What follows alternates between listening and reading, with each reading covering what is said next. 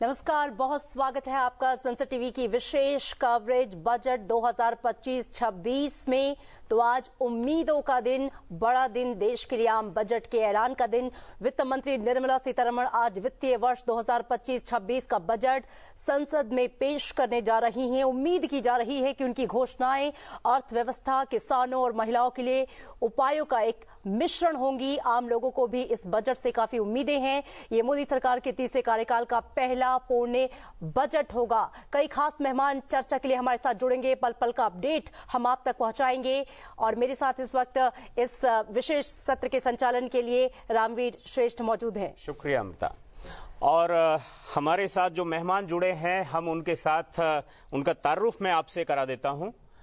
हमारे साथ अमन अग्रवाल हैं और हमारे साथ डॉक्टर महेश वशिष्ठ हैं। दोनों मेहमानों के साथ इस चर्चा को हम आगे बढ़ाएंगे। और इस चर्चा में सबसे पहले अमन अग्रवाल साहब, आपका बहुत बहुत शुक्रिया। डायरेक्टर हैं अमन अग्रवाल, जो हैं वो इंस्टीट्यूट ऑफ फाइनेंस के सबसे जो पहला सवाल है वो एक तरह से यही कि संकल्प लिया गया है कि विकसित भारत हम बनाएंगे, लेकिन आर्थिक सर्वेक्षण पेश करते हुए वित्त मंत्री ने यह भी साथ में दोहराया कि हमें 8% की विकास दर लगातार 20 सालों तक बनाए रखनी होगी, तब जाकर यह लक्ष्य पूरा किया जा सकता है। इस लक्ष्य को पूरा करने के लिए अब संकल्प तो लिया गया है। इस लक्ष्य को पूरा करने के लिए ऐसे कौन कौन से स्टेप हैं जिनको उठाया जाना जरूरी है, क्योंकि लगता यह है कि निर्यात और निर्माण और उसके लिए स्किलिंग, स्केलिंग और उसके लिए फिर बैंकिंग और उसके लिए फिर बेसिक इंफ्रास्ट्रक्चर, ये सब चीजें जो हैं, इनको लेकर आपका जो नजरिया है उसे हमारे दर्शकों के सामने रखें। बिल्कुल आपने ठीक कहा। वित्त मंत्री जी ने बहुत अच्छे तरीके से कहा गया कि 8% के करीब ग्रोथ होनी चाहिए और उसके लिए टारगेट भी बनाया गया है 2047 के अंदर क्या हिंदुस्तान की दुनिया की तरफ पोजीशन होगी वो दिखाते हुए वो करना चाहते हैं। और इसके लिए पिछले अगर हम 8-10 साल का देखें, जो ब्यौरा देखें जो उन्होंने काम किया है इस सरकार ने, उसमें काफी हद तक रिफॉर्म्स लेके आए हैं वो अलग अलग क्षेत्रों के अंदर। अगर हम एजुकेशन को देखें तो डिजिटलाइजेशन और टेलीविजन के थ्रू जो एजुकेशन दी जा रही है ताकि कोने में जो दूर दराज पे जो बच्चे रहते हैं, लोग रहते हैं, वो भी ले सकें, वृद्ध लोग हैं वो भी पढ़ सकें। स्किलिंग की जहां तक बात है, स्किल इंडिया के अंदर अलग अलग यूनिवर्सिटीज, इंस्टीट्यूशंस को किया जा रहा है, इंक्यूबेशन सेंटर्स किए जा रहे हैं, इनोवेशन सेंटर्स किए जा रहे हैं। हेल्थ केयर में देखें, आयुष्मान भारत के थ्रू हॉस्पिटल्स को जोड़ा जा रहा है। तो जो बेसिक ग्राउंड वर्क होता है, इंफ्रास्ट्रक्चर को देखें, रोड, रेलवेज, हाईवेज बनाए जा रहे हैं। डिफेंस के अंदर हम पिछले 4-5 सालों से हम एक्सपोर्ट्स कर रहे हैं, सिर्फ अपने लिए निर्यात नहीं कर रहे हैं, बाहर बेच रहे हैं लोगों को, उससे भी फॉरेन एक्सचेंज आता है, हमारी कैपेबिलिटी बढ़ाता है। उससे पहले हम कभी इतने सालों से करते आ रहे थे, नहीं किए पिछले साल में। विकसित भारत के लिए जो इसका स्केल चाहिए, क्या हम उस स्केल पर, उस स्केल की दिशा में एप्रोप्रिएट स्पीड से आगे बढ़ पा रहे हैं? डेफिनेटली मुझे लगता है कि जो बजट पिछले वर्ष निर्मला सीतारमण जी ने पेश किया था, वह विजन 2047 का बजट था। और आज जो बजट वो पेश करने जा रही हैं, मुझे लग रहा है कि वो मिशन 2047 रहने वाला है। क्योंकि एक विजन को जब तक आप एग्जीक्यूट नहीं करेंगे, उन सब प्लानिंग को, तब तक वो मिशन नहीं बनता है। डॉक्टर साहब, मैं ये देख रहा हूं, अगर दुनिया भर का आप पिक्चर को देखें, सिंपल सी बात है, कोई देश अगर डेवलप है आर्थिक रूप से तो दो ही पैमाने पर है, या तो वो एक्सपोर्ट कर पा रहा है, एक्सपोर्ट में हाइट पर है, या फिर वो मैन्युफैक्चरिंग में हाइट पर है। आप चीन की बात करें या यूएस की बात करें, तो हमें दोनों चीजों में हम बैलेंस बना सकें, इसके लिए डॉक्टर साहब कुछ देखिए, मेरे विचार में जैसे मैं बता रहा था, अलग अलग क्षेत्रों में, बिकॉज जब तक आपके पास रोड, रेलवेज नहीं होंगे, हाईवेज नहीं होंगे, एयरलाइंस की कनेक्टिविटी नहीं होगी, काफी सारे अंतर्राष्ट्रीय एयरपोर्ट्स बनाए गए हिंदुस्तान के अंदर, फ्रीक्वेंसी बढ़ाई गई, कार्गो की मूवमेंट की फ्रीक्वेंसी बढ़ाई गई। अब वाटरवेज को यूज करने की प्रक्रिया शुरू हुई है 3 साल से। जब तक ये चीजें नहीं होंगी तब हम कैसे सोचेंगे कि हम अगर पैदावार भी कर लें तो उसको पहुंचाएंगे कहां तक, दूसरे तक, उपभोक्ता तक कहां से पहुंचाएंगे, चाहे वो हिंदुस्तान का ही हो चाहे बाहर का हो वो। तो उसके लिए सिल्क रूट जो हमने G20 में बात किया कि हुआ अभी मीटिंग के अंदर 1 साल 1.5 साल पहले, तो वो जब रूट्स बनेंगे, स्ट्रक्चर बनेंगे, तभी हो सकता है। एक चीज जो इस सरकार की हुई है, चाहे वो ऐसी देशों के साथ हो जिनकी एक दूसरे के साथ दरार है, उनके साथ भी हिंदुस्तान अच्छे से इस समय चल रहा है और उसको माना जाता है, कहा जाता है कि हिंदुस्तान से कर रहे हैं तो उसके अंदर कोई बात कह रहा है तो बड़ी क्षमता है। तो ये चीज एक जो उभर के आई है, जिसे हम डिप्लोमेसी कहते हैं, वो बहुत स्ट्रांग निकल के आई है। बिकॉज किसी भी रिलेशनशिप के लिए एक डिप्लोमेसी होना, एक लोगों के बीच में तालमेल होना बहुत जरूरी है। आपने सही कहा और इस मोर्चे पर भारत बहुत अच्छा कर रहा है और पिछले कुछ सालों की जो उपलब्धियां हैं वो काबिले तारीफ है। डॉक्टर महेश कौशिक, मैं आपका रुख करना चाहूंगी। मेरा प्रश्न की जो शुरुआत है वो आपसे होगी। आज का दिन कहा जाता है उम्मीदों का दिन है, आम बजट का दिन है। हर आम और खास की जो निगाहें हैं वो वित्त मंत्री के इस पिटारे पर टिकी हैं जो 11 बजे खुलेगा। तो ऐसे में अगर मैं होलिस्टिक एक क्वेश्चन करना चाहूं कि आज के बजट को, जैसा कि आपने बहुत ही अच्छी बात कही कि विजन, मिशन को पूरा करने के लिए विजन को इम्प्लीमेंट करना बहुत जरूरी है, तो क्या आज के बजट में हम विकसित भारत 2047 का जो इम्पैक्ट है या उसकी ओर बढ़ता हुआ लक्ष्य जो है उसकी ओर बढ़ते हुए कदम दिखाई देंगे? आपका क्या नजरिया है? मुझे लगता है कि देखिए, किसी भी देश के विकास के लिए सबसे ज्यादा जरूरी है कि वहां के युवाओं की भागीदारी विकास में हो। और हम इस समय पूरे वर्ल्ड की सबसे बड़ी यूथ पावर है, जिसके पास 48 करोड़ युवा हैं और वो 48 करोड़ युवाओं के साथ 35% जनसंख्या भारत की युवा है। तो जब तक उस युवाओं का योगदान देश के विकास में नहीं मिलता है, तब तक देश का विकास तीव्र गति से संभव नहीं है। और भारत सरकार का जो फोकस है सबसे ज्यादा वो यूथ पर है और इसलिए स्किल डेवलपमेंट पर स्पेशल फोकस है। सरकार ने टारगेट सेट किया है कि अगले 5 साल के अंदर 20 लाख युवाओं को स्किल डेवलपमेंट किया जाएगा, जिसके लिए 1000 स्किल डेवलपमेंट सेंटर्स इस वर्ष से खुलने शुरू हो चुके हैं, जिसकी शुरुआत भी बहुत सारे राज्यों में हो चुकी है। इसके साथ साथ हमारी जो विमेन पार्टिसिपेशन है जीडीपी के अंदर, क्योंकि वो अभी कमजोर है, वो केवल 16% जीडीपी में कंट्रीब्यूशन अभी विमेन कर रही हैं, जबकि उनका अप्रॉक्सीमेटली जो रेशो है वो तो 50% के आसपास रहता है। तो जब तक विमेन का पार्टिसिपेशन वर्कफोर्स में हमारे नहीं आएगा, तब तक वो संभव नहीं है। दूसरा फोकस जो सरकार का होना चाहिए, मुझे लगता है कि विमेन के पार्टिसिपेशन को इंक्रीज करने पर रहना चाहिए। और उसके लिए आज वित्त मंत्री, क्योंकि स्वयं एक महिला है और महिला होकर के आज वो 8वां बजट पेश करने जा रही है, जो कि अपने आप में एक बड़ी अचीवमेंट है इस देश के लिए, क्योंकि किसी महिला ने कोई 8 बजट अब तक स्वतंत्रता के बाद कभी कोई पेश नहीं किए। ये 8वां बजट आज वो पेश कर रही हैं। तो मुझे लगता है कि उनका दूसरा फोकस महिलाओं की भागीदारी बढ़ाने पर होना चाहिए। और तीसरा, क्योंकि इस देश की जो रीढ़ है वो शुरू से फार्मिंग रही है, तो किसान को इग्नोर करके, फार्मिंग को इग्नोर करके आप कभी भी इस देश के विकास को आगे नहीं बढ़ा सकते। तो तीसरा एक बड़ा फोकस जो रहना चाहिए, मुझे लगता है कि आज कुछ अनाउंसमेंट्स डेफिनेटली एग्रीकल्चर सेक्टर को रिलीफ देने वाली, उसको मोटिवेट करने वाली होनी चाहिए, ऐसी मैं एक्सपेक्ट करता हूं। डॉक्टर अमन अग्रवाल, अब बहुत अच्छी बात कही डॉक्टर महेश ने कि विमेन लेड डेवलपमेंट की बात प्रधानमंत्री हमेशा करते हैं और हमने अंतरिम बजट में भी देखा कि विमेन लेड डेवलपमेंट की अप्रोच के साथ ये सरकार आगे बढ़ रही है। और ये ऐसा भी कहा गया है कि विकसित भारत के संकल्प को अगर पूरा करना है तो आधी आबादी को आप नहीं छोड़ सकते। तो विमेन लेड डेवलपमेंट, चूंकि हमने देखा पिछले बजट में एलोकेशन भी काफी ज्यादा था, तो यही अप्रोच हम इस बजट में भी देखेंगे? बिल्कुल, आप देखेंगे कि विमेन लेड अप्रोच जो है इस सरकार के पिछले 4-5 साल से मुहिम रही है बजट के अंदर, आहिस्ता आहिस्ता करके उसको बढ़ा भी रहे हैं। और हम जो अगर विमेन डेवलपमेंट देखें स्तर हिंदुस्तान में या विश्व के किसी भी बड़े देश में देखें, हिंदुस्तान में जितनी प्रगति हो रही है विमेन इंक्लूजन के अंदर, विमेन की वर्क फोर्स में, अदर एक्टिविटीज में, वो बहुत ज्यादा तीव्र गति से चढ़ रही है। चाहे वो सेल्फ हेल्प ग्रुप्स की बात हो, चाहे वो एंटरप्रेन्योरशिप्स की बात हो, चाहे वो वर्किंग एग्जीक्यूटिव्स जैसे कंपनियों में हो या जर्नलिज्म में है या किसी में भी है, इनमें वर्क फोर्स में काफी हद तक तीव्रता से बढ़ती हुई नजर आ रही है, जो इस चीज को सपोर्ट करता है जो भारत सरकार बार बार करने की कोशिश कर रही है। हम एजुकेशन में देखें, आज किसी भी कॉलेज में चले जाएं, करीबन 80 to 90% जो टीचिंग स्टाफ है वो सारा ही फीमेल टीचिंग स्टाफ है। आज से 40 साल पहले देखें तो वही रेशियो उल्टी होती थी, मेल स्टाफ होता था और फीमेल स्टाफ होता था। अब आज की तो महिलाओं का रोल जो है बढ़ता जा रहा है। इसके अलावा भारत सरकार को देखिए, इकोनॉमिक सर्वे का अगर हम देखें तो वो कह रहा है 6.3 6.8 के बीच में, 6.5 के करीब एवरेज लेके चले। बहुत अच्छा रेशियो है, खराब नहीं है, स्टेबल रह रहे हैं हम। क्योंकि हर बार बेस बढ़ रहा है। जब बेस बढ़ता है, हम सोचें एक बच्चा जब जिस तीव्र गति से बढ़ता है हाइट के अंदर, हम बड़े होकर भी उतनी तीव्र गति से बढ़ेंगे तो नहीं बढ़ सकते हैं। एक ग्रोथ होना जरूरी है, ओवरऑल ग्रोथ होना जरूरी है। तो इस सरकार ने एक ओवरऑल होलिस्टिक ग्रोथ की बात करी है, हर एक सेक्टर को देखते हुए की है। ये नहीं कि सिर्फ कृषि को देखा या सिर्फ मैन्युफैक्चरिंग को देखा या सिर्फ टेक्नोलॉजी को देखा, वो सभी क्षेत्रों में निवेश करके जो है बढ़ोतरी की तरफ जा रही है, कैपेक्स को भी बढ़ा रही है। और हम देखेंगे इस बार भी कैपेक्स जो है पिछली बार बढ़ा था, इस बार भी ग्रोथ अच्छी हुई है, रेवेन्यू कलेक्शन अच्छा हुआ है। हो सकता है 15 लाख करोड़ के करीब जो है इस बार कैपेक्स की अनाउंसमेंट हो, जो करीब 11 लाख करोड़ के करीब थी, हो सकता है ज्यादा भी हो, बिकॉज रेवेन्यू कलेक्शन अच्छा रहा है डायरेक्ट और इनडायरेक्ट टैक्सेस का। बिल्कुल अमन, एक बात और भी है, कल इकोनॉमिक सर्वे में एक बात और वित्त मंत्री ने कही। उनका कहना यह था कुल मिलाकर कि हम माइक्रो इकोनॉमिक्स के लिए, हम इकोसिस्टम के लिए हम एक माहौल क्रिएट करेंगे। ये इशारा किस तरफ जाता है? एमएसएमई की तरफ? नहीं, आपने बिल्कुल ठीक कहा है। देखिए, एमएसएमई तो हिंदुस्तान में है।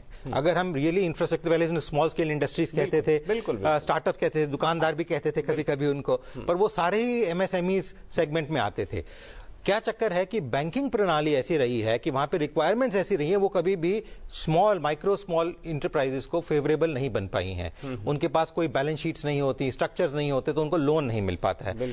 इस सरकार ने पिछले 5 साल में बहुत कोशिश की, इवन कोरोना काल में भी, कोविड के अंदर 2020-21 में भी कोशिश की कि लोन डिस्बर्स किए जाएं, पर क्योंकि जो ऑफिसर्स हैं वो डिसबर्स नहीं करते हैं, बिकॉज उनको डर रहता है कि अगर ये एनपीए बन गया तो मेरे सर पे आ जाएगा।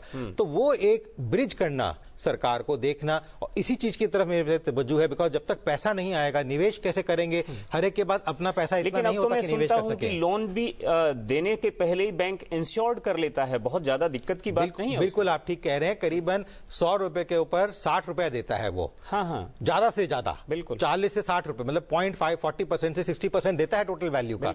पर यही सरकार ने काफी मुहिम करी कि बिना इस सिक्योरिटी के भी एमएसएमईज को दिया जाए। स्मॉल टिकट लोन्स होते हैं, बहुत फेवर नहीं होता और लूजेस भी नहीं होते। अगर देखें सेल्फ हेल्प ग्रुप्स की एग्जांपल्स देखें, हिंदुस्तान में पिछले 40 साल से सेल्फ हेल्प ग्रुप्स चल रहे हैं, उनको जितने भी लोन दिए गए, ज्यादातर विमेन चला रही हैं, वो सारे लोन वापस आए हैं। कृषियों को भी काफी हद तक जो स्मॉल ग्रुप्स में लेके गए हैं उनको भी वापस आए हैं। बिल्कुल ठीक है जी। तो इसलिए मेरे विचार में भारत का जो फोकस है, जब तक बेस स्ट्रांग नहीं होगा तब तक ऊपर की इमारत स्ट्रांग करना मुश्किल हो जाता है। डॉक्टर महेश कौशिक, अगर हम इंडस्ट्रियल ग्रोथ और मैन्युफैक्चरिंग सेक्टर की बात करें, पिछले दिनों हमने देखा सरकार लगातार मेक इन इंडिया अप्रोच के साथ आगे बढ़ रही है। पीएलआई जो इंसेंटिव स्कीम्स है उसको लेकर कई सेक्टर्स में ग्रोथ देखी गई है। ये अप्रोच हमें इस बजट में भी दिखाई देगी, आपको लगता है? डेफिनेटली गवर्नमेंट इसी अप्रोच को आगे बढ़ाएगी, क्योंकि जब तक आप मैन्युफैक्चरिंग सेक्टर लेड ग्रोथ को अपनाएंगे नहीं, तब तक आप एम्प्लॉयमेंट जनरेशन नहीं कर सकते, क्योंकि दोनों एस्पेक्ट हमारी गवर्नमेंट के लिए इंपॉर्टेंट है। एक और ग्रोथ रेट को अचीव करना, हाई ग्रोथ रेट को लेकर 8.5 to 9% और 10% तक उसको ले जाने का एफर्ट्स करना। दूसरी ओर एम्प्लॉयमेंट जनरेशन करना, क्योंकि जैसा कि मैंने कहा कि 48 करोड़ युवा इस देश के अंदर हैं, 35% उनका कंट्रीब्यूशन है। अगर आप उनको एम्प्लॉयमेंट नहीं देंगे तो आप जॉबलेस ग्रोथ करेंगे। तो गवर्नमेंट जॉबलेस ग्रोथ की तरफ नहीं जाना चाहती, इसलिए सर्विस सेक्टर के थ्रू आप हाई ग्रोथ रेट तो अचीव कर सकते हैं, but if you are not involving your manufacturing sector, then you can't create sufficient job opportunities for the youth। तो मुझे लगता है कि वो सरकार का हर कदम इस दिशा में आगे बढ़ेगा, ताकि कहीं भी बेरोजगारी जो है वो न बढ़े इस अर्थव्यवस्था के अंदर, क्योंकि बेरोजगारी और गरीबी स्वतंत्रता के समय से लेकर अब तक इस देश की ऐसी समस्याएं रही हैं जिन पर बहुत ज्यादा काम 80 और 90 के दशक तक नहीं हुआ, और अब सरकार ने उस दिशा में ठोस कदम उठाने शुरू किए हैं। एक बात ये आई थी कि जब देश में लिबरलाइजेशन शुरू हुआ तो उसके बाद, बल्कि ये कांग्रेस सरकार ने एक बार एक्सेप्ट भी किया कि उसका लाभ सबको नहीं मिला, उसका लाभ नीचे तक नहीं पहुंचा। हाँ, कुछ बड़े लोगों को उसका बहुत बड़ा बड़ा लाभ मिला। तो ये डॉक्टर महेश ने जो ये बात की है कि अगर हम मैन्युफैक्चरिंग में अगर हम बहुत बड़ी तादाद में युवाओं को इन्वॉल्व करते हैं, महिलाओं को इन्वॉल्व करते हैं, तो जाहिर तौर पर हम लोगों तक रोजगार पहुंचा सकेंगे और भारत में जो भारत का जो ग्रोथ का इंजन है उसको भी स्पीड से बढ़ा सकेंगे। आपने बिल्कुल ठीक बात कही कि एक विचारधारा है कि लिबरलाइजेशन हुई, ग्लोबलाइजेशन हुई, अब उसको अमेरिका ही रिवोल्ट कर रहा है, पर उससे कुछ ज्यादा फायदा नहीं हुआ। पर मेरा विचार मानना ये गलत है, क्योंकि अगर ये नहीं होती तो आज भी हम फिएट और एम्बेसडर पे ही टिके हुए होते। हाँ, मैंने उसे गलत तो बिल्कुल नहीं कहा। इसलिए ये कि ओपननेस होना और वो नीचे तक पर्कुलेट करने में थोड़ा टाइम लगता है, बिकॉज जो पहले एंट्रेंट्स होते हैं, जो सबसे शुरू में कूदते हैं समुद्र के अंदर, वो रेस में आगे हो जाते हैं, तो इसलिए उनको बेनिफिट थोड़ा ज्यादा हो जाता है। जो बाद में आते हैं, क्योंकि एक जो आम वर्ग होता है थोड़ा रिस्क एवर्स होता है, मतलब उसको रिस्क लेने की क्षमता जो होती है, कूदने की क्षमता इतनी ज्यादा नहीं होती है, वो नहीं चाहता, उसको घर भी देखना है, परिवार भी देखना है, खाना पीना भी देखना है, स्कूल के बच्चों की फीस भी देखनी है, दवाई का भी खर्चा देखना है, तो इसलिए वो इतना रिस्की नहीं ले सकता है, तो इसलिए उनको बेनिफिट आते आते थोड़ा टाइम लग जाता है। पर यह कहना कि नहीं हुआ, अगर महिलाओं में देखें, कॉस्मेटिक इंडस्ट्री देखें, वो कहां तक हिंदुस्तान में 50% महिलाएं हैं। मेरे को याद है, एक मैं मीटिंग में गया पेरिस में, उसके अंदर लॉरियल के चेयरमैन ने कहा, हिंदुस्तान इतना बड़ा मार्केट है मेरे लिए, वहां पे मैं जा सकता हूं। अगर लिबरलाइजेशन या वो ओपननेस नहीं होता तो ना वो आ सकता था, ना हिंदुस्तान की महिलाएं जैसे अब प्रगति कर रही हैं, मार्केट में कॉन्फिडेंस से जा पा रही हैं, वो हो सकता है ना होता उतनी जगह। तो मेरे विचार में इनका रोल रहा है, और इसको भारत सरकार अब एडवांटेज में ले रही है, चाहे वो टेक्नोलॉजी के थ्रू ले, चाहे वो एआई के थ्रू ले, चाहे वो ड्रोन के थ्रू ले, उसमें तो कोई महिला मेल का चक्कर नहीं है, आपको दिखने का चक्कर नहीं, पर आपको यूजेज करने का तरीका आना चाहिए, कैसे करना चाहिए वो, चाहे सिक्योरिटी में। अभी हम महाकुंभ को देखें, वहां पे कितने हर तरीके से ऊपर से मॉनिटर किया जा रहा है, कोई इंसान नहीं कर सकता था कि जो है फिजिकली एक आदमी को खड़ के कितनी भी फोर्स लगा दीजिए मॉनिटर करे, बट वो जो एक टेक्नोलॉजी को यूज करके, और हिंदुस्तान ने सैटेलाइट्स लॉन्च करी। हिंदुस्तान अब बहुत समय के बाद इस सरकार ने कोशिश की कि हम अपनी सैटेलाइट्स, अपनी चीजें लॉन्च कर रहे हैं, और अब हम नासा के लिए भी लॉन्च कर रहे हैं, वो भी कह रहे हैं आके लॉन्च कर रहे हैं, उससे रेवेन्यू भी आता है, एक कॉन्फिडेंस भी बनता है हमारे साइंटिस्ट को प्रोत्साहन देना बहुत जरूरी है, डिफेंस को प्रोत्साहन देना बहुत जरूरी है, और इस सरकार ने वो कोशिश करी, जैसे मैंने कहा, एक होलिस्टिक अप्रोच, सब सेक्टर्स को साथ लेके चलने की बात है, सिर्फ एक सेक्टर को नहीं। मैन्युफैक्चरिंग कर सकता है, इन्होंने एक एग्रो बेस्ड इंडस्ट्री को बहुत तवज्जो दिया, बहुत जरूरी है, बिकॉज ज्यादातर लोग जो कोरोना काल में वापस गए, वो जरूरी नहीं खेती करें दोबारा, बट वो खेती से जुड़े काम कर सकते हैं, और वो जो एग्रो बेस्ड इंडस्ट्री है और जो हमारे फार्म स्ट्रक्चर है, वो प्रोसेस के अंदर है, तो मैन्युफैक्चरिंग भी नहीं है और एग्रीकल्चर से लगा भी हुआ है, और उसके अंदर उनको मुनाफा भी काफी हो रहा है, बिकॉज एक्सपोर्ट करने में ऑर्गेनिक फूड जो हमारी रिस्ट्रिक्शन रही, क्योंकि फर्टिलाइजर्स मशीनरी नहीं हो पाई, पर आज हम उसको एक्सपोर्ट करके बहुत रेवेन्यू कमा पा रहे हैं। इसी पर बात कर रहा था। वैसे डॉक्टर साहब, सरकार ने संकल्प लिया है कि वो 13 करोड़ में से 1 करोड़ किसानों को नेचुरल फार्मिंग की ओर ले जाएगी। फिर देश के सहकारिता मंत्री ने कहा कि जितने भी सोसाइटीज हैं, वे सोसाइटीज ये सुनिश्चित करेंगी कि वो ऑर्गेनिक फूड जो है उसको एक्सपोर्ट की दिशा में आगे ले जाएं, उसको मार्केटिंग करें, और साथ में एक ये भी बात आई है कल कि उसके जो स्टैंडर्ड हैं उनको और ज्यादा पुख्ता करने की जरूरत है, ताकि इंटरनेशनल मार्केट में वो एग्जिस्ट कर सके। Exactly, this is very important. मुझे लगता है कि सरकार ने इस दिशा में जो है काम करना शुरू किया है, और अगर आप देखें कि 1947 से लेकर के 2005 तक जो एग्रीकल्चर का जो ग्रोथ रेट रहा है, कृषि की जो विकास दर रही है, वो 2.5% के आसपास रही। अगर आप 2005 से लेकर 2018 तक की कृषि की विकास दर देखें तो डेफिनेटली वो इंक्रीज हुई और 3.2% तक वो गई। लेकिन 2018 से लेकर के 19 से लेकर के और अब 2024 तक आप देखेंगे तो सरकार ने उसका टारगेट सेट किया था कि हम 4% के आसपास इसको ले जाने का प्रयास करेंगे, लेकिन बहुत अच्छे तरीके से हम 4.18% यानी मोर देन 4% हमने उसको पिछले 5 साल में अचीव किया है। तो ये अपने आप में बहुत बड़ी बात है कि पिछले 5 साल की एवरेज ग्रोथ रेट एग्रीकल्चर की वो 4% से पहली बार 5 साल के लिए ऊपर रही है। और उसका एक बड़ा कारण यह है कि हमने किसानों को धीरे धीरे ऑर्गेनिक एग्रीकल्चर की तरफ मूव करना शुरू किया है। अगर आप देखें कि सिक्किम को हमने एक स्टेट के रूप में, एक मॉडल स्टेट के रूप में कंट्री के सामने डेवलप किया कि कैसे हम ऑर्गेनिक एग्रीकल्चर को अडॉप्ट कर सकते हैं और उससे लॉन्ग रन जो प्रोडक्टिविटी है, जो दीर्घकालीन वृद्धि दर है, क्योंकि उससे भूमि की जो उपजाऊ शक्ति है वो दीर्घकाल तक बनी रह सकती है। तो हम धीरे धीरे किसानों को अब ऑर्गेनिक एग्रीकल्चर की ओर लेकर आ रहे हैं, जो निश्चित रूप से दीर्घकाल में इस देश के कृषि उत्पादन को बढ़ाए रखने में सहायक होगी। बिल्कुल। प्रोफेसर अमन, आपका रुख करना चाहूंगी। आपने बड़ी सही बात की कि जो फोकस है सरकार का सभी सेक्टर्स को आगे लेकर चलने के लिए, विकसित भारत के लक्ष्य को आप तभी हासिल कर सकते हैं, और सक्षम भारत की, आत्मनिर्भर भारत की इससे सुंदर तस्वीर क्या हो सकती है, जिसके उदाहरण आपने दिए कि सब कुछ हम अपना खुद का लॉन्च कर रहे हैं, न सिर्फ अपने लिए बल्कि दूसरे देशों के लिए भी। अगर मैं रिन्यूएबल एनर्जी और एनवायरमेंट सेक्टर की बात करूं तो भारत कहीं ना कहीं इस क्षेत्र में भी पूरी दुनिया को एक रास्ता दिखा रहा है। हमने देखा है कि पर्यावरण के क्षेत्र में भारत की जो कोशिशें हैं वो विकसित देशों के लिए भी अनुकरणीय हैं। बिल्कुल। इस बजट में इस सेक्टर में हम क्या उम्मीदें करें? हरित हाइड्रोजन परियोजनाओं के लिए विशेष फंड जैसे आवंटन की हम उम्मीद कर सकते हैं या कुछ और इनिशिएटिव्स? नहीं, देखिए जी, जहां तक रिन्यूएबल एनर्जी का है, पिछले 4 सालों में काफी हद तक उसमें हल्की हल्की ग्रोथ देखने को मिली है, पर बहुत ज्यादा जरूरत है उसमें, बिकॉज सोलर की तरफ जो है तवज्जो दिया जा रहा है। एक यूजर को यूज करने के लिए सरकार बेनिफिट्स भी दे रही है और उसके लिए कह भी रही है, प्रोत्साहन कर रही है, पर अभी भी वो एक उस लेवल तक नहीं पहुंच पाई जिस तक उनको पहुंचना चाहिए था, टारगेट किया गया था। मेरे को उम्मीद है कि इस बजट में भी कुछ प्रावधान किए जाएंगे, चाहे वो हम ईवी बेस्ड कार्स की बात करें या सोलर सिस्टम्स की बात करें घर की बिजली चलाने के लिए। उससे 2 फायदे होंगे। एक तो कुछ क्षेत्रों में जहां बिजली नहीं पहुंचा पा रही है सरकार कभी कभी, बिकॉज बिजली की उत्पाद इतनी नहीं हो पाती, तो उसमें वो मिलेगी। घरों पर जो है वो सूर्य ऊर्जा घर जो है उनको बनाया जा चुका है, पर और उम्मीद की जा रही है। 1 करोड़ का टारगेट है, तो उसको अगर को टारगेट को मीट करना है तो अगर हम इस सेक्टर में इस बजट में नहीं करेंगे तो जैसे अभी मिशन कह रहे थे, वो मिशन को कैसे फुलफिल किया जाएगा? वो भी साथ ही साथ जैसे ऑटोमोबाइल्स है और भी सेक्टर्स में स्कूटर्स भी आ गए हैं, व्हीकल्स भी आ गए हैं, सारी की सारी ईवी पे आ गई हैं, वो सोलर बेस पे जाएंगी, बिकॉज वो जब चार्जिंग करेंगे तो हम एक नॉन रिन्यूएबल से रिन्यूएबल सोर्स के ऊपर मूव कर रहे हैं। जी बिल्कुल। महेश कौशिक जी, एक सवाल जो एक बहुत कॉमन सा सवाल भी है और मुझे लगता है आम जनता जो है वो इस सवाल का जवाब भी जरूर जानना चाहती है। इस बजट में, महत्वपूर्ण बजट है ये, क्या नया हम उम्मीद कर सकते हैं? क्या कुछ नया है जो आम जनता के लिए होगा? निश्चित रूप से मेरा इशारा इनकम टैक्स स्लैब की ओर भी है, लेकिन उसके अलावा भी आप क्या कुछ नया एक्सपेक्ट कर रहे हैं? जी, मुझे लगता है कि एक तो अभी हमने कुछ दिनों पहले देखा, सेंट्रल गवर्नमेंट ने अभी 8th पे कमीशन अनाउंस किया है। मुझे लगता है कि कहीं ना कहीं वो जो सरकारी क्षेत्र से जुड़े हुए कर्मचारी हैं उनको एक बड़ी राहत देने वाला विषय, क्योंकि वो इसकी प्रतीक्षा कर रहे थे कि सरकार कब ये 8th पे कमीशन 8वें वेतन आयोग को अनाउंस करेगी।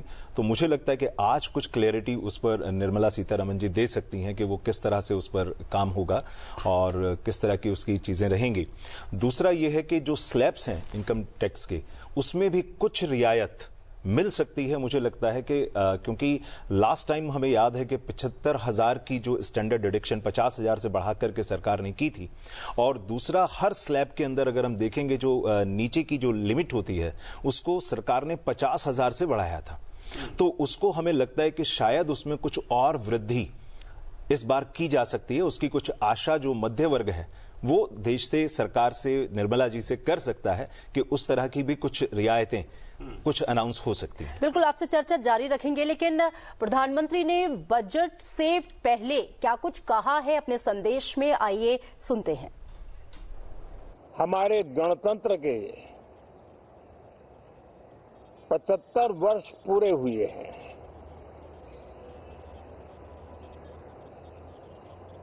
और ये हर देशवासी के लिए सर्वाधिक गौरवपूर्ण है और विश्व के लोकतांत्रिक जगत के लिए भी भारत का ये सामर्थ्य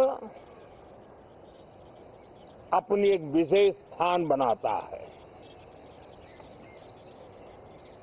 साथियों, ये देश की जनता ने मुझे तीसरी बार ये दायित्व दिया है और इस तीसरे कार्यकाल का ये पहला पूर्ण बजट है।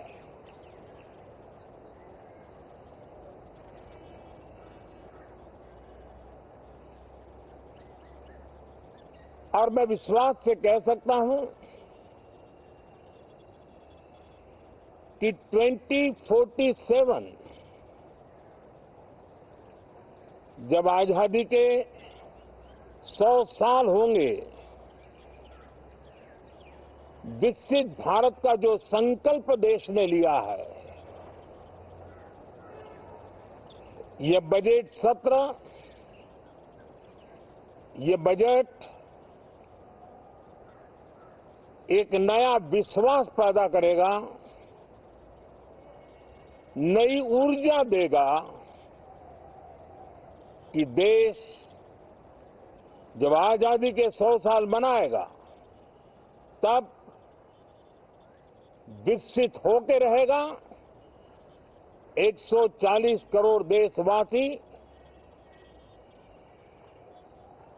अपने सामूहिक प्रयास से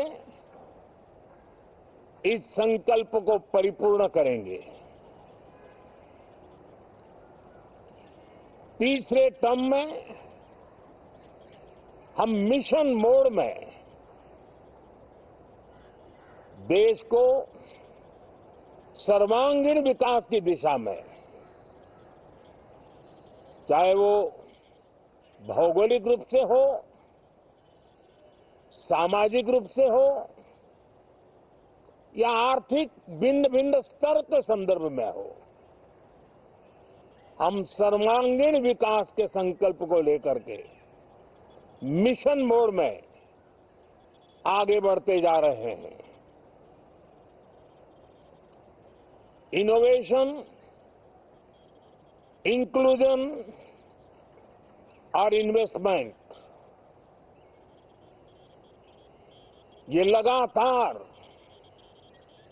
हमारे आर्थिक गतिविधि के रोड मैप का आधार रहा है। इस सत्र में हमेशा की तरह कई ऐतिहासिक बिल पर संशोधन को चर्चा होगी और व्यापक मंथन के साथ वो राष्ट्र की ताकत बढ़ाने का काम करने वाला कानून बनेंगे। विशेषकर नारी शक्ति के गौरव को पुनः प्रस्थापित करना, पंथ संप्रदाय के भेद से मुक्त होकर के हर नारी को सम्मानपूर्ण जीवन मिले, उसको भी समान अधिकार मिले, उस दिशा में इस सत्र में कई महत्वपूर्ण निर्णय लिए जाएंगे। Reform, perform and transform. जब विकास की तेज गति को प्राप्त करना होता है तो सबसे ज्यादा बल रिफॉर्म पर रहता है। राज्य और केंद्र सरकार ने मिलकर के परफॉर्म करना होता है और जन भागीदारी से हम ट्रांसफॉर्मेशन देख सकते हैं। हमारा युवा देश है, युवा शक्ति है और आज जो 20-25 साल की आयु के नौजवान है, जब वो 45-50 साल के होंगे तब वो विकसित भारत का सबसे बड़े बेनिफिशियरी होने वाले हैं। उम्र के उस पड़ाव पे होंगे, नीति निर्धारण की व्यवस्थाओं में उस जगह पे बैठे होंगे कि वे गर्व के साथ आजादी के बाद जो 17वीं शताब्दी शुरू होगी, एक विकसित भारत के साथ आगे बढ़ेंगे। और इसलिए ये विकसित भारत के संकल्प की पूर्ति का प्रयास, ये अथाग मेहनत आज जो हमारे टीनेजर्स हैं, हमारी युवा पीढ़ी है, उनके लिए ये एक बहुत बड़ा तोहफा बनने वाली है। जो लोग 1930 में, 42 में आजादी के जंग में जुट गए थे, पूरी देश की युवा पीढ़ी खप गई थी आजादी के जंग में, और उसके फल 25 साल के बाद जो पीढ़ी आई उसको नसीब हुए। उस जंग में जो नौजवान थे उनको नसीब हुए। आजादी के पूर्व के वो 25 साल आजादी के जश्न मनाने का अवसर बना। वैसे ही ये 25 वर्ष समृद्ध भारत, विकसित भारत, ये संकल्प से सिद्धि और सिद्धि से शिखर तक पहुंचने का देशवासियों का इरादा। और इसलिए बजट सत्र में सभी सांसद विकसित भारत को मजबूती देने के लिए अपना योगदान देंगे। विशेष करके जो युवा सांसद है उनके लिए तो सुनहरा अवसर है, क्योंकि वो आज सदन में जितनी जागरूकता, जितनी भागीदारी बढ़ाएंगे और विकसित भारत के जो फल है वो तो उनकी नजर के सामने देखने को मिलने वाले हैं। और इसलिए युवा सांसदों के लिए एक अनमोल अवसर है। साथियों, मैं आशा करता हूं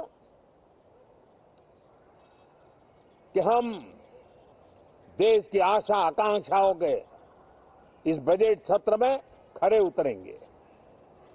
साथियों, आज एक बात आपने जरूर नोट की होगी, मीडिया के लोगों ने तो जरूर करनी चाहिए। शायद 2014 से लेकर अब तक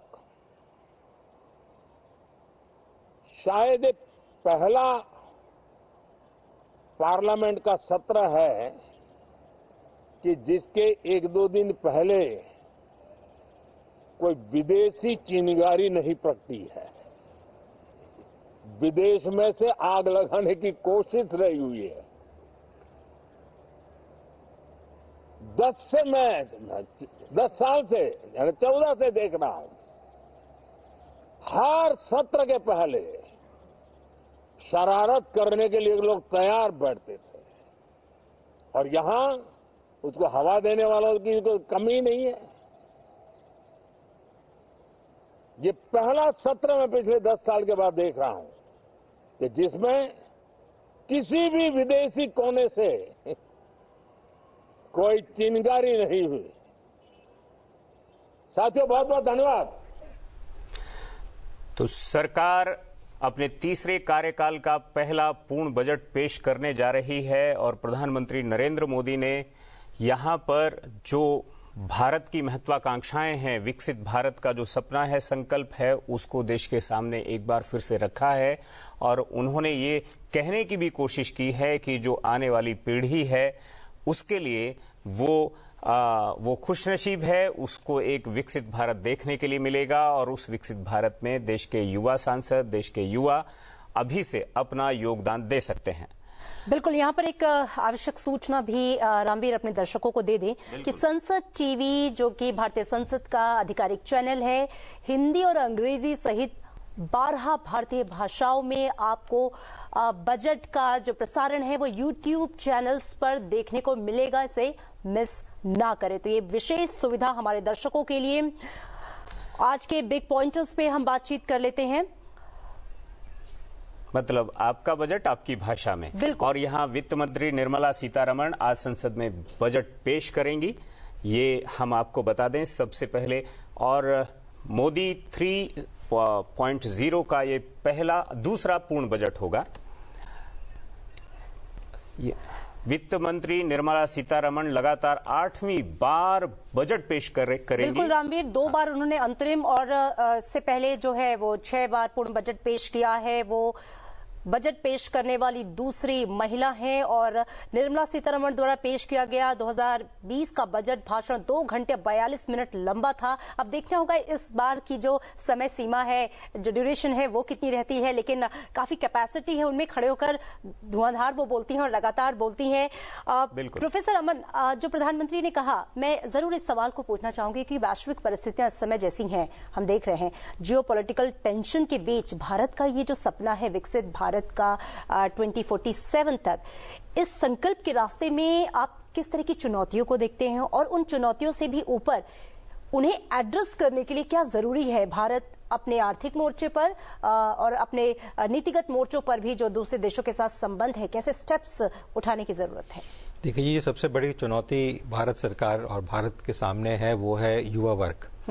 उनके लिए जॉब्स और एम्प्लॉयमेंट जनरेट करना। अनफॉर्चुनेटली शुरू से ये माना गया है कि सरकारी महकमे जब जॉब देते हैं तभी वो जॉब माना जाता है, अदरवाइज जो प्राइवेट सेक्टर में काम कर रहा है उसे जॉब नहीं मानते हैं। और ये गलत धारणा है। प्राइवेट सेक्टर ने काफ़ी हद तक कंट्रीब्यूट किया है, चाहे हम हॉस्पिटल्स को देखें, एजुकेशन को देखें और प्रणालियों को देखें, मैन्युफैक्चरिंग को देखें, तो वहाँ पे भी जॉब्स हैं। पर उसको साथ लेके चलने की जो प्रक्रिया है, पिछले 3-4 साल के जो बजट है, रिफॉर्म स्ट्रक्चर्स लाए गए हैं, कंपनी लॉ में रिडक्शन किया गया है, कुछ ऐसे चीज़ें थी जो बहुत अतिक्रही थी कंपनीज के लिए, उनको ख़त्म किया गया। एक जीएसटी लागू किया गया, सिंगल जीएसटी की प्रणाली, स्टेट टैक्स, ये टैक्स, वैट, दुनिया भर के टैक्स होते थे पहले, उनको ख़त्म करके क्रिएट किया गया। तो मेरे विचार में वो एक बढ़ोतरी की तरफ लेते जाता है, पर उसके ऊपर और काम करना जरूरी है, क्योंकि अगर वो डाइग्रेस हो गया तो वो जो पॉजिटिव आउटले आना चाहिए उस पॉपुलेशन का, यूथ एनर्जी का, वो नेगेटिव बदलने में समय नहीं लगता है। दूसरा जो बहुत जरूरी है भारत जैसे देश के लिए, वो है कृषि। कृषि के प्रति इस सरकार ने दोबारा किसान को बजट के फेज पे आज से 4 साल 5 साल पहले लेके आए और उसका प्रावधान दोबारा रख रहे हैं, स्ट्रेंथ दे रहे हैं कृषि को, और कृषि के साथ डेयरी और पोल्ट्री एक्टिविटीज को भी जोड़ा गया है। इस विषय पर चर्चा को हम आगे बढ़ाएंगे। जो पहली चर्चा आपने की, उस पर भी बात करनी चाहिए। जो देश में 1,80,00,000 के आसपास सरकारी कर्मचारी हैं, जो आपने कहा कि जॉब सेक्टर में आदमी जो है गवर्नमेंट जॉब को ही प्रेफर करता है, तो प्रेफर करने के कारण हैं, और बाकी प्राइवेट सेक्टर या अनऑर्गेनाइज सेक्टर में वो नहीं जॉब, ठीक है, उधर प्रेफर नहीं करता है, उसके भी अपने कारण हैं। तो वहां की जो समस्याएं हैं, उन समस्याओं को भी डील करने की शायद जरूरत है या नहीं? नहीं, बिल्कुल आप ठीक कह रहे हैं, वहां की अपनी समस्याएं हैं। हाँ। समस्याएं मतलब एकदम मैं शोषण शब्द उसके लिए कई बार यूज कर देता हूं। देखिए जी, सबसे बड़ी समस्या तो करप्शन की है। हाँ। और उसको इस सरकार ने काफी हद तक मुहिम बना के चलाया है कि किस तरीके से नकेल डाली जाए, और हर रोज हम कोई ना कोई वाक्य देखते हैं जहां पे कुछ ना कुछ पकड़ा जाता है और कोशिश की जाती है कि उसमें ना हो। मैं तो यहां तक देख रहा हूं कि प्राइवेट सेक्टर में जो जॉब्स हैं, वहां पर वो लोग जिम्मेदारियों से बचते हैं। वे कई बार एम्प्लॉयज को थर्ड पार्टी को दे देते हैं, वो वैसे ही उसकी सैलरी कम होती है, और थर्ड पार्टी को देने से वो थर्ड पार्टी जो है वो और उसमें सेंध लगाती है। आप बिल्कुल ठीक कह रहे हैं, बट देखिए इसमें गैप, यूरोप जैसे देशों ने इस पर बहुत काम किया, उन्होंने लेबर लॉ इस तरह से बनाए कि 1-1 घंटे का हिसाब जो है वो रखा गया। बिल्कुल आप ठीक कह रहे हैं, यूरोप और अमेरिका में दोनों जगह काम हुआ है, बट वहां पे करीबन 70 से 80% टैक्स लिया जाता है। ठीक है, और ज्यादातर जो पैसा देंगे तो टैक्स देना अच्छा लगेगा। ज्यादातर जो लोग हैं वो सरकारी काम कर रहे हैं, चाहे फ्रांस ले लें, यूके ले लें, स्वीडन ले लें, फिनलैंड ले लें, यूरोप के बड़े बड़े देश ले लें, इतना टैक्स लेके भी, अस्पताल ले लें, सारे अस्पताल सरकारी अस्पताल हैं, सारी जो ट्रांसपोर्टेशन है वो सरकारी इस महकमे में चल रही है। तो ये कहना कि देखिए, एक लेबर को एक एप्रोप्रिएट रेट देना जरूरी। 8th पे कमीशन आपने लागू करी, वो सरकार देगी। डीए भी बढ़ाया गया, उससे भी कंजम्पशन सरप्लस बढ़ेगा भारत सरकार का। इस समय कंजम्पशन बढ़ेगी मार्केट के अंदर, बिकॉज लोगों पैसा आएगा तो खर्चा करेंगे वो। हमें उम्मीद की जा रही है टैक्स में कुछ रिफॉर्म्स होंगे इस बार, जबकि इन्होंने पिछले 7-7 सालों में नहीं किए कुछ भी ज्यादा। अब हो सकता है उससे भी कुछ बेनिफिट देखने को मिले। बट ये जो कहना है कि एक्सप्लॉयटेशन हो रहा है, ये मेरे विचार में गलत धारणा है, प्राइवेट सेक्टर में या पब्लिक सेक्टर में। क्योंकि एक प्राइवेट सेक्टर को कंपटीशन भी देखना होता है, उसको अगर पैसा नहीं बनेगा तो आगे सर्वाइवल कैसे होगा उसका, उसको टैक्स भी ज्यादा देना होता है। अगर हम सरकारी महकमों को देखें, चाहे वो गाड़ी खरीदे या मशीनरी खरीदे, उसको टैक्स नहीं देना पड़ता, प्राइवेट सेक्टर को देना पड़ता है, तो वो पैसा भी तो उसको लगाना होगा। डॉक्टर साहब, आप सहमत है ना अमन जी से? देखिए, मुझे लगता है कि इस संबंध में कई बार जो मालिक हैं और जो नौकर हैं, उनके लाइफ स्टाइल का जो स्टैंडर्ड है, उसमें जो डिफरेंस है, उस डिफरेंस को देखकर, ग्राउंड रियलिटी को देखकर, तब मैं ये बात आपसे कह रहा हूं। जी, अभी अगर आपने जो अभी प्रधानमंत्री जी का जो भाषण आपने देखा अभी हम लोगों ने, उसमें उन्होंने 3 आईज की बात की। और उसमें अगर पहला आई अगर देखें तो उन्होंने उसकी बात की इंक्लूजन। और उस इंक्लूजन का आशय वही है कि जो लास्ट मैन है इस कंट्री के अंदर, जो अंतिम व्यक्ति है, पायदान पर विकास, अंत्योदय की जो बात है, उस तक एक विकास के लाभ जब तक नहीं पहुंचते हैं तब तक विकास अधूरा है। 26.5% population was living below the poverty line in 2013 and 14 according to the data given by planning commission. Montek Singh Ahluwalia उस समय वाइस प्रेसिडेंट हुआ करते थे, योजना आयोग होता था जो कि अब नीति आयोग है। उस नीति आयोग या योजना आयोग के अनुसार वो 26.5%, अर्थात उस समय की जनसंख्या के आधार पर हम देखें तो लगभग 32 करोड़ जनसंख्या इस देश की गरीबी रेखा से नीचे, और गरीबी रेखा में सीधा सा अर्थ है जिनको 2 वक्त का सही प्रकार से भोजन भी नहीं मिल पा रहा। अभी 25 करोड़ लोगों को गरीबी रेखा से बाहर निकाला गया है। मैं उसकी तरफ ही आना चाह रहा था कि ये जो कोविड वाला जो काल आया, उस दौरान सरकार ने फ्री जो राशन योजना शुरू की। आप देखें कि अभी कोविड को समाप्त हुए भी 2-2.5 वर्ष से ज्यादा बीत चुका है, लेकिन वो योजना अब भी चल रही है, यानी 25 करोड़ लोगों को ऊपर लेकर आया है। रामवीर सर, आपके पास भी आएंगे, चूंकि हमारे साथ एक और नए गेस्ट जुड़ चुके हैं ऑनलाइन। डॉक्टर रंजीत मेहता जी सेक्रेटरी जनरल हैं PhD CCI, बहुत स्वागत है। डॉक्टर रंजीत, आपका संसद टीवी में। थैंक यू, बहुत बहुत धन्यवाद। डॉक्टर रंजीत, आज चूंकि उम्मीदों और आशाओं का दिन है, एक्साइटमेंट सभी की चरम पर है, क्योंकि आम बजट इस देश की आर्थिक दशा और दिशा को तय करता है। सबसे पहले आपका टेक आज के आम बजट से, आप किस तरह की उम्मीदें कर रहे हैं? देखिए, जो आज का आम बजट है उसमें सबसे पहले तो हमें ये जरूर उम्मीद है कि MSMEs के लिए एक जो सेक्टर है जो हमारे देश का बहुत इंपॉर्टेंट सेक्टर है, उसके लिए जरूर इसमें जो उनकी लिक्विडिटी जो प्रॉब्लम होती है उसके लिए जरूर इसमें राहत देने की उम्मीद है। दूसरा, जो मिडिल क्लास है, जो आम आदमी है, उनके लिए भी जरूर इस बजट में कुछ हमें राहत मिलने की उम्मीद है। और जो तीसरा इस बजट का बहुत इंपॉर्टेंट पॉइंट है, जो कि हमने देखा है कि मोदी गवर्नमेंट में इंफ्रास्ट्रक्चर सेक्टर में केपेक्स अच्छा केपेक्स बढ़ने की हमें उम्मीद है, क्योंकि इंफ्रास्ट्रक्चर सेक्टर ऐसा है जिससे कई सारे एम्प्लॉयमेंट जनरेशन हो सकती है, जो कि हमारे देश की इस टाइम बहुत बड़ी आवश्यकता है। तो हमें लगता है कि इंफ्रास्ट्रक्चर सेक्टर है, MSME है, आम आदमी भी है, फार्मर्स के लिए है, और जो रिसर्च एंड डेवलपमेंट, जिस तरीके से एक टेक्नोलॉजी जो है पूरे दुनिया में एक रेवोल्यूशन आ रहा है, और उस पे भी हमें उम्मीद है कि गवर्नमेंट का जरूर इस बजट में फोकस रहेगा। बिल्कुल, एक बात यह भी है रंजीत जी कि सरकार ने स्पेशली जो आर्थिक सलाहकार हैं उन्होंने इशारा किया कि एरिया ऑफ फ्यूचर या एग्रीकल्चर की तरफ वो इशारा कर रहे थे। इसको आप किस तरह से ले रहे हैं? बिल्कुल ठीक कहा, ये आपने बहुत अच्छा सवाल किया, क्योंकि देखिए हमारे देश की करीब 44% जो पॉपुलेशन है एग्रीकल्चर पे डिपेंड है, जबकि एग्रीकल्चर से का जो कंट्रीब्यूशन है वो सिर्फ 18% टू द GDP है। ये एक बहुत बड़ा गैप, तो इसमें हमें, और आज अगर देश में देखें तो प्रधानमंत्री जी ने भी बोला है कि हर डाइनिंग टेबल में इंडिया का कोई न कोई मिलेट फूड होना चाहिए। तो हमें एग्रीकल्चर को भी थोड़ा ट्रांसफॉर्म करना पड़ेगा, एग्रीकल्चर को मिलेट की तरफ, और जो एलाइड एग्रीकल्चर है उसमें फोकस करने की जरूरत है, जिसमें इवन अगर आप देखें कई सारे हमारे देश में ऐसे चीजें हैं जो कि दूर दराज और काफी रिमोट डिस्ट्रिक्ट्स में हैं। किस तरीके से उसको जो दूर के चीजें हैं उनको सप्लाई चेन से किस तरह से इंटीग्रेट किया जाए, जिसमें कोल्ड चेन डेवलपमेंट है, integrated multi modal transport system है, ये सब चीजें, वेयर हाउस डेवलपमेंट है, ये सब चीजें अल्टीमेटली एग्री बिजनेस में इसको सहायता मिलती है। जो हमारे ये अपना फूड प्रोसेसिंग ऑर्गेनाइजेशंस हैं उनको हमें और वुमेन जो ऑर्गेनाइजेशंस है उनको एम्पावर करने की जरूरत है, क्योंकि एग्रीकल्चर सेक्टर में जो सबसे ज्यादा हमें वैल्यू एडिशन जहां से होती है, जहां से रोजगार हमारा जनरेट होता है, वो है फूड प्रोसेसिंग सेक्टर। तो फूड प्रोसेसिंग सेक्टर को काफी इसमें बल देने की जरूरत है। इसमें सरकार ने कई सारे कदम ऑलरेडी उठाए हैं, लेकिन अभी ऐसा है जो जो अनसर्व्ड प्लेसेस हैं, जिनको कि मेन सप्लाई चेन से हम कैसे जोड़ें, वो एक हमारे लिए बहुत बड़ा चैलेंज है।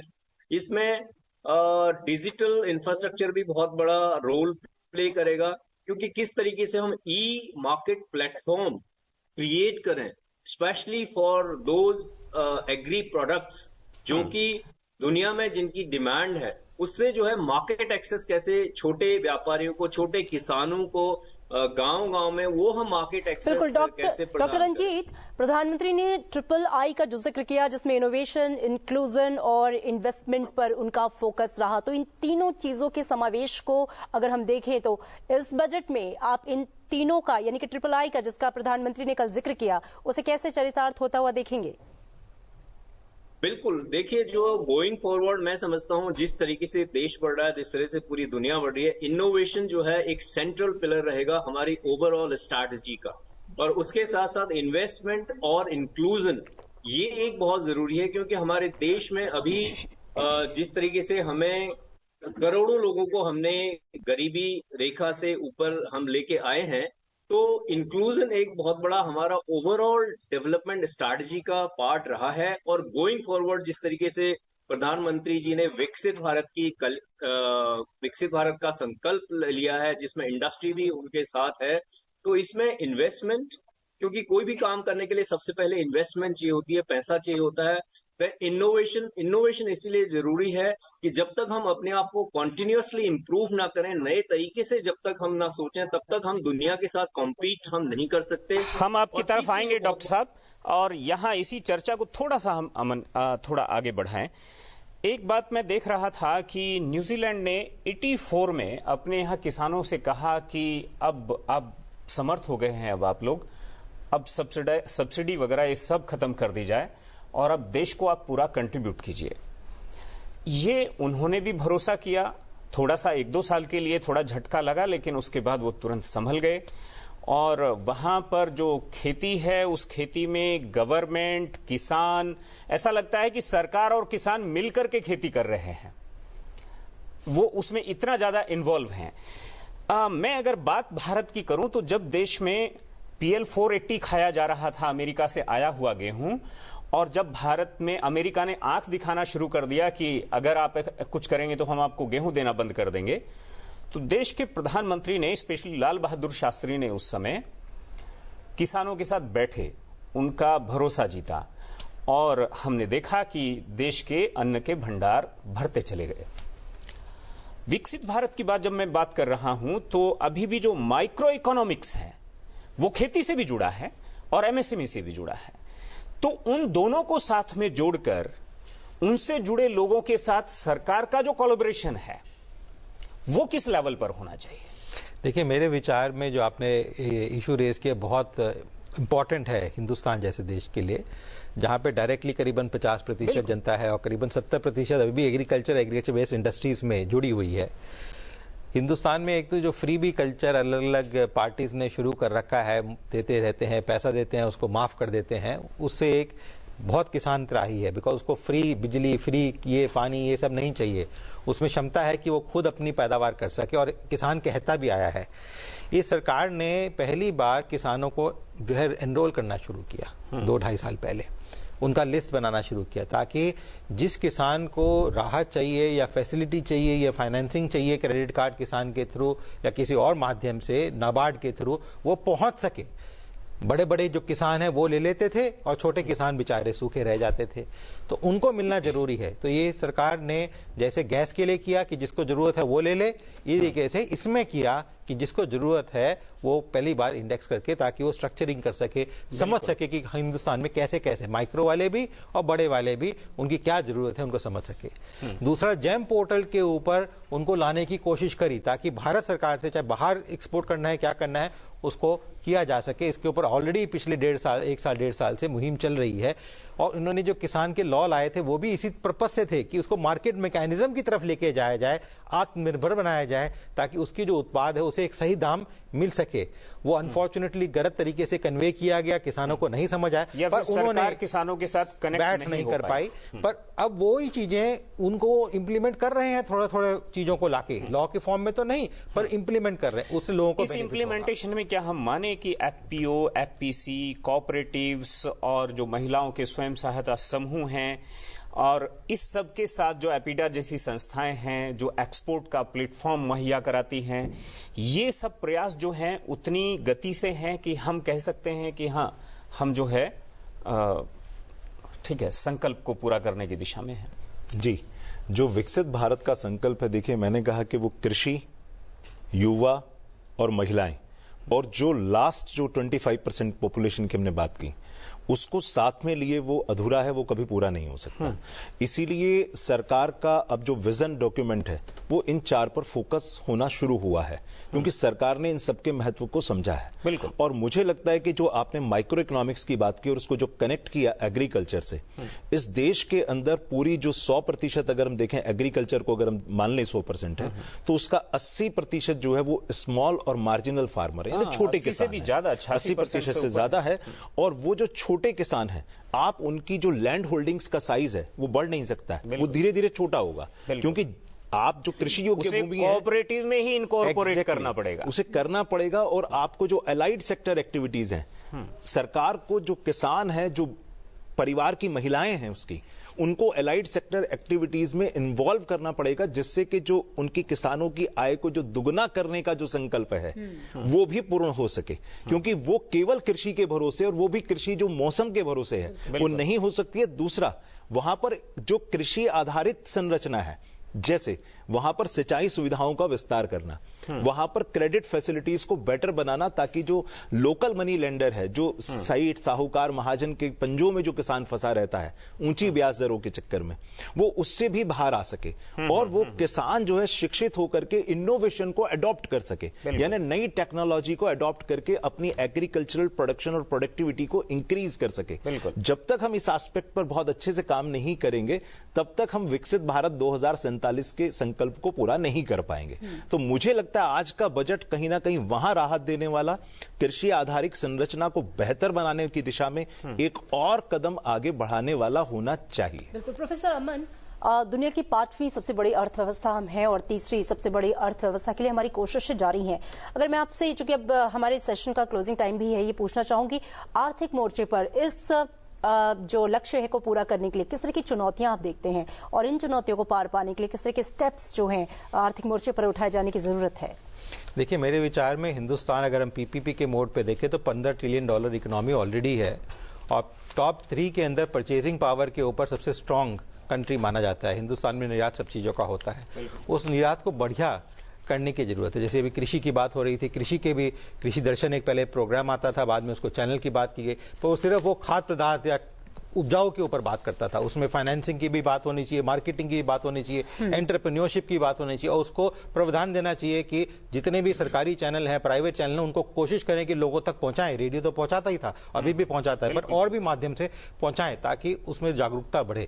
इसी तरीके से एजुकेशन हो, सोशल सेक्टर हो, सोशल सिक्योरिटी हो, हेल्थ केयर हो, उसको किस तरीके से सरकार लोगों तक पहुंचा सकती है, ये सरकार काम कर रही है। तो उसको एक मिशन मोड में, जैसे हम बात कर रहे हैं, करके सरकार को करना होगा। अगर हमें टॉप 3 इकोनॉमीज में आना है, डिफिकल्ट नहीं है हमारे लिए, हमारी इकोनॉमी ऑलरेडी परफॉर्म कर रही है।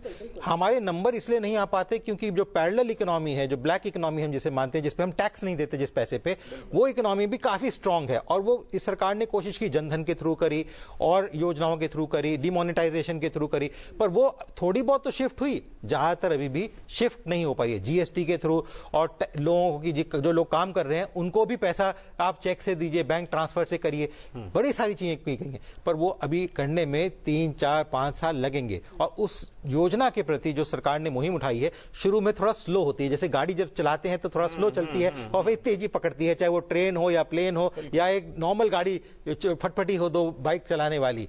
तो इसी तरीके से सरकार काम कर रही है और मेरे विचार में राइट डायरेक्शन में। एक ये हिंदुस्तान को मैं मानता हूं हाथी की तरह, वेजिटेरियन हाथी की तरह, वो जैसे स्लो चलता है पर उसको तैरना भी आता है और उड़ना भी आता है, क्या बात है, और वो करेगा। बिल्कुल। डॉक्टर महेश, आपसे आखिरी सवाल, आरपीटी की प्रधानमंत्री ने जो बात की, रिफॉर्म, परफॉर्म एंड ट्रांसफॉर्म तभी होगा जब आप परफॉर्म करेंगे और परफॉर्मेंस के लिए रिफॉर्म करना जरूरी है। इन तीनों को आप किस तरीके से समाहित करते हैं आगे के लिए? जी, मुझे लगता है कि जो मैन्युफैक्चरिंग सेक्टर है वहां पर सरकार का फोकस होना चाहिए उसमें, क्योंकि अभी हमारी पिछले 20 साल की जो ग्रोथ है वो मैन्युफैक्चरिंग सेक्टर लेड ग्रोथ नहीं रही है, वो सर्विस सेक्टर लेड ग्रोथ रही है। जबकि हमने इस गोल्डन एरा जिसको हम कहते हैं 2003 से और 2018 तक का जो पीरियड रहा है जिसमें हमने ग्रोथ रेट को 7.5% तक लेकर गए हैं, इसमें सर्विस सेक्टर का कंट्रीब्यूशन बहुत ज्यादा रहा है। लेकिन सर्विस सेक्टर के कंट्रीब्यूशन से एम्प्लॉयमेंट जनरेशन उस रेशो में नहीं होता है। ये सरकार ने समझा है, तो मुझे लगता है कि इनोवेशन की तरफ, यूथ स्किलिंग की तरफ, मुझे लगता है, और फार्मिंग की तरफ, इन तीनों तरफ में कुछ ना कुछ योगदान इंफ्रास्ट्रक्चर डेवलपमेंट के लिए होना चाहिए। भविष्य का भारत जो है वो इनोवेटिव भारत होगा, डेफिनेटली। और अगर इनोवेटिव भारत होगा तो विकसित भारत के संकल्प को भी पूरा किया जा सकेगा। बहुत बहुत शुक्रिया आपका डॉक्टर साहब, आपका बहुत बहुत शुक्रिया। डॉक्टर रंजीत हमारे साथ जुड़े, आपका बहुत बहुत शुक्रिया। वक्त एक छोटे से ब्रेक का है। जो बजट की पल पल की जो खबरें हैं वो आप तक आती रहेंगी, और जैसा कि अमृता ने बताया कि 12 भाषाओं में आप लगातार बजट को संसद टीवी के माध्यम से सुन सकते हैं। पर आप हिंदी, अंग्रेजी के अलावा 12 भारतीय भाषाओं में बजट की पल पल की अपडेट को देख और सुन सकते हैं। बने रहिए संसद टीवी के साथ। रुकते हैं एक छोटे से ब्रेक के लिए।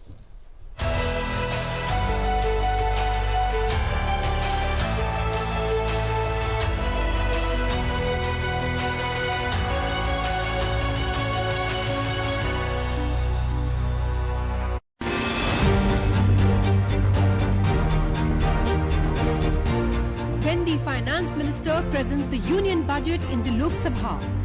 Now you can listen to the speech in your own language.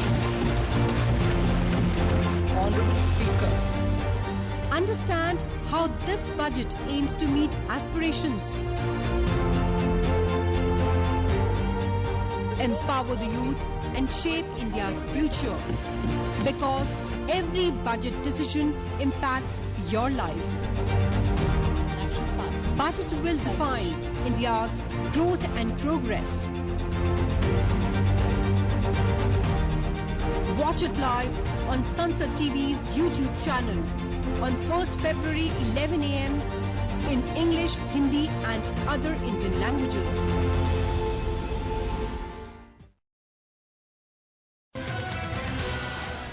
What is GDP? GDP, or gross domestic product, is total market value of all final goods and services produced in the country over a period of time, usually 1 year. Increase in GDP or GDP growth rate indicates the overall health of the economy.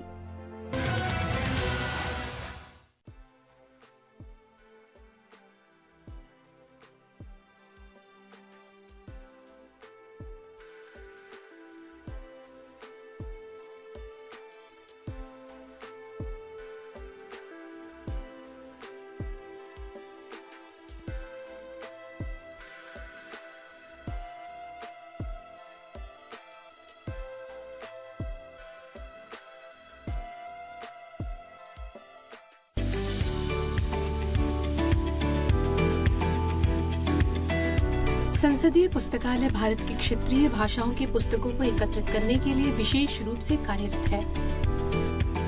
Bharat के क्षेत्रीय भाषाओं और बोली से संबंधित पुस्तकों का यहाँ एक विशेष खंड है। इस खंड में हिंदी, संस्कृत और अंग्रेजी के अलावा असमिया, बंगाली, भोजपुरी, बोडो, डोगरी, गुजराती, कन्नड़, कश्मीरी, कोंकणी, मैथिली, मलयालम, मणिपुरी, मराठी, नेपाली, ओडिया, पंजाबी, राजस्थानी, सिंधी, तमिल, तेलुगु और उर्दू भाषा की पुस्तकें उपलब्ध हैं। वर्तमान में यहाँ 22 भाषाओं की 40,000 पुस्तकें उपलब्ध हैं। प्रत्येक भाषा की पुरानी से पुरानी पुस्तकें यहाँ सहेजी गई हैं।